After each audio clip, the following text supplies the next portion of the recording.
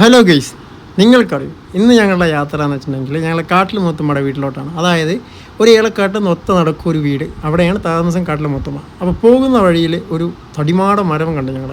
അതായത് 5 ആൾക്ക് പോലും പഠിച്ചാൽ കിട്ടാത്തൊരു മരം. അപ്പോൾ അങ്ങനെ ഞങ്ങൾ കാട്ടിൽ മുത്തുമ്മയുടെ വീട്ടിലെത്തി. സ്വാഭാവികമായിട്ട് അവിടെ ചെന്നപ്പോൾ കാട്ടിൽ മുത്തുമ്മ അവിടെ ഇല്ല.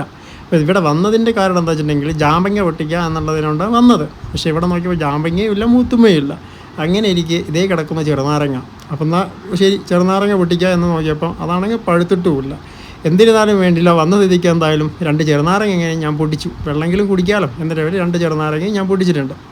അപ്പോൾ അങ്ങനെ ഇരിക്കുകയാണ്. പിന്നെ നോക്കുമ്പോൾ ഇതേ ജാതിക്കയെല്ലാം ഉണക്കാട്ടിട്ടുണ്ട്. അപ്പുറത്താണെങ്കിൽ നമ്മുടെ ഈ പാക്ക് അതും ഉണക്കാനിട്ടുണ്ട്. അപ്പോൾ ഇതാണ് ഓൾമോസ്റ്റ് ഒരു കണ്ടീഷൻ. എല്ലാം കഴിഞ്ഞ് ക്ഷീണിതനായി ഞങ്ങളെല്ലാം ഇങ്ങനെ റെസ്റ്റ് ചെയ്തു.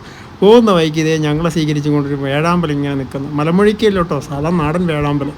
അപ്പോൾ ഇതേ പിന്നീട് സംഭവിച്ചത്, ഞങ്ങൾ റിട്ടേൺ ഇറങ്ങിയപ്പോൾ ആഷാദ് ഇതേ നേരെ വീട്ടിലോട്ട് തിരിച്ചു വരുന്നത്. അതായത് കാട്ടിലെ മുത്തുമ്മ. ഇതാണ് കാട്ടിലെ മുത്തുമ്മ.